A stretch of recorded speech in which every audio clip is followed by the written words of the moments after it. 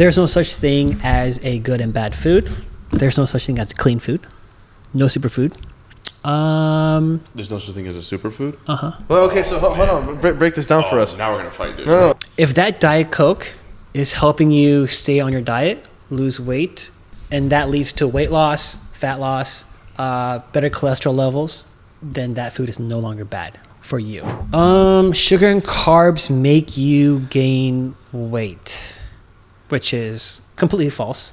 So, all right.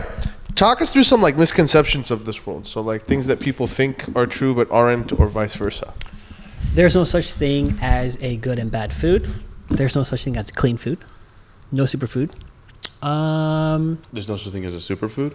Well, okay, so hold on. Break this down for us. Now we're going to fight, dude. No. Break this down for us. So there's no such thing as clean or bad food? Yeah. So what do you like?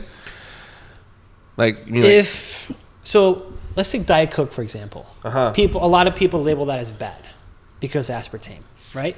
But the dosage to have effects of aspartame, you would need probably like 30 cans a day for about a month straight. And no one's doing that. And then you'll start pissing blood. Yeah.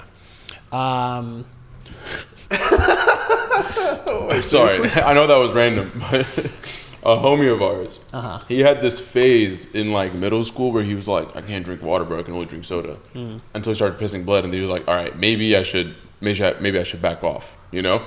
But anyways, continue. Sorry. Yeah, but Diet Coke's like 98% water. But anyways, if that Diet Coke is helping you stay on your diet, lose weight, curbs any like reason for you to overeat, and that leads to weight loss, fat loss, better cholesterol levels, better blood levels overall, then that food is no longer bad for you. That has improved your quality of life and you are healthier. Same goes with like McDonald's French fries, right? If that order of fry will help you stay on your diet because it like helps you adhere to it, and it continues your track to lose weight and encourages you to eat healthier throughout the week, then that McDonald's fry isn't bad. If anything, that's healthy for your overall diet. So it's not bad. It's just not as nutritious as an apple. That's the only difference. What are your thoughts? So I know you brought up Diet Coke. We'll go back to the misconceptions in a second, but Diet Coke versus regular soda. Yeah. Do you think there's a difference? In terms of so like because you know like when people say like, oh, your brain reacts to it the same because it's still quote unquote thinking it's sweet, so you're like not really getting diet benefits. That's so stupid. Yeah, that's so stupid.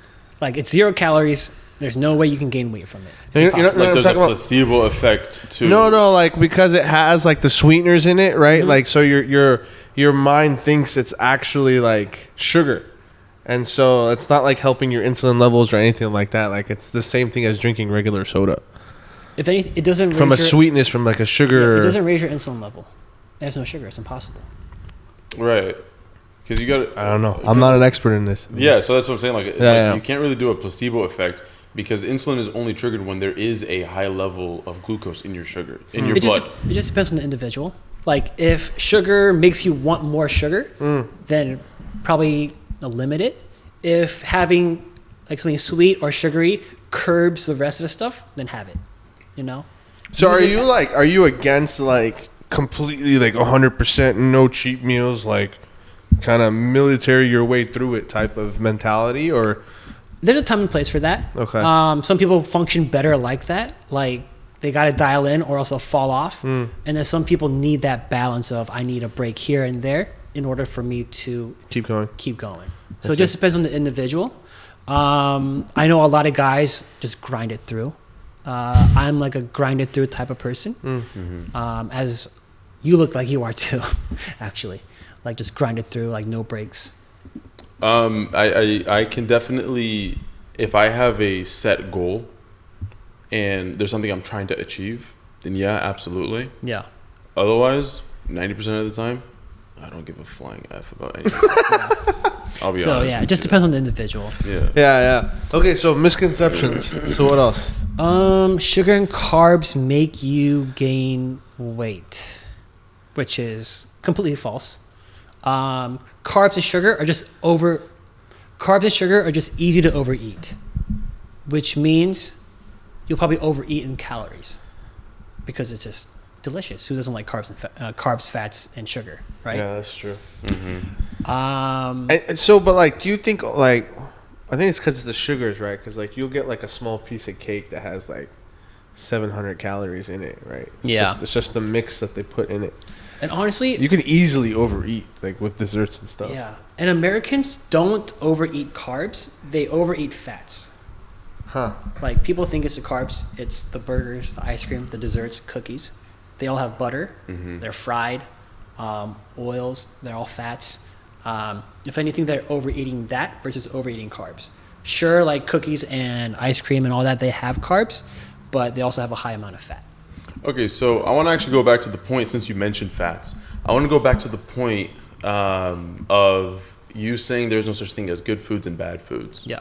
So how would you compare a cow milk butter versus a vegetable-based margarine? One is so from the cow butter, it's probably slightly more nutritious in terms of vitamins and stuff like that and minerals versus the vegetable one. In terms of calorie-wise, they're probably the same because they're both fats. Right.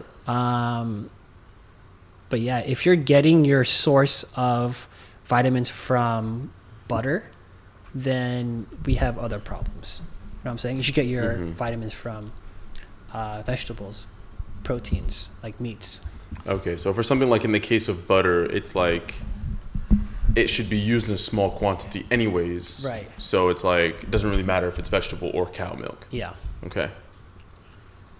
Oh, and since we're talking about vegetable oil, seed oils are not bad for you. No? No.